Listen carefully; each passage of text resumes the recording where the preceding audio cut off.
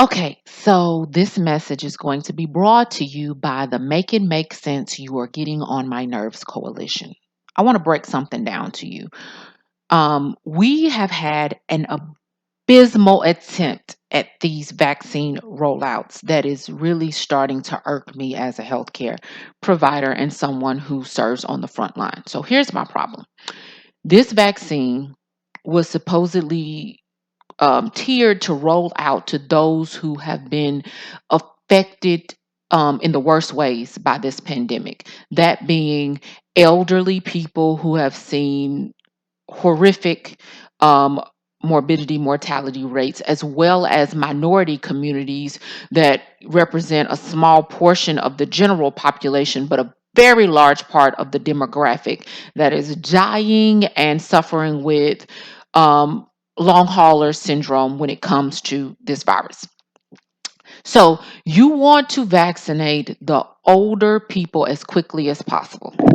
You say you want to vaccinate older people, but the rollout is taking places on websites.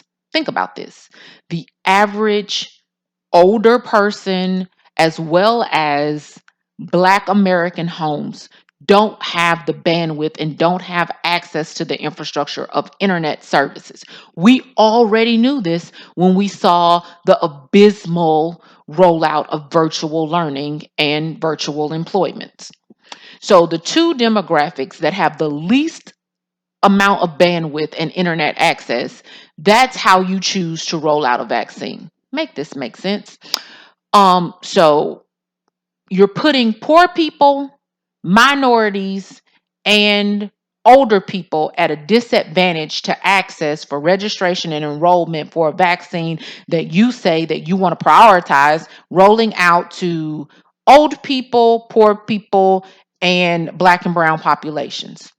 Make that make sense. And then on top of that, there's continuous negative media and press using this word that needs to be abolished when it comes to hesitancy in the Black as well as the healthcare community.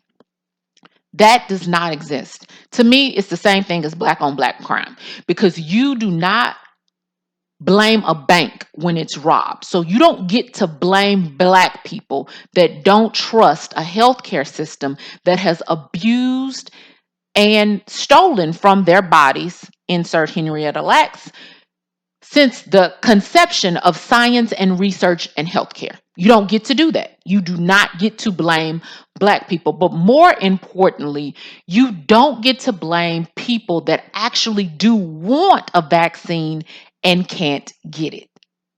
Point and purpose. Yes, I'm a doctor. I could pull some strings, I could make things move around. And I've seen several people move to the front of the line when it comes to acquiring this vaccine. However, my 60 plus year old mother with hypertension as well as diabetes, who falls in several risk categories for this virus, was just notified this week of her eligibility to get the vaccine. So I get to firsthand see the registration process for her to get the vaccine. And my mother is a very intelligent person, valedictorian of her class. She's very smart.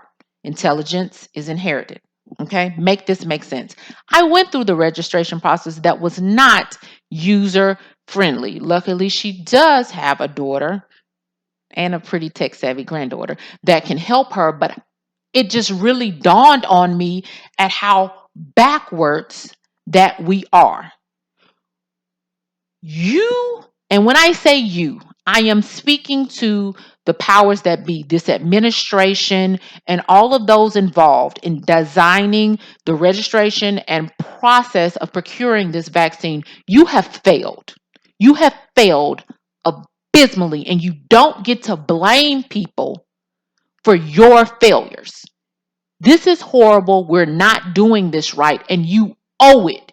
You owe it to these people that have lost their lives, who have lost loved ones at abysmal rates, superseding World War One and Two. You owe it to them to get it right. Fix it.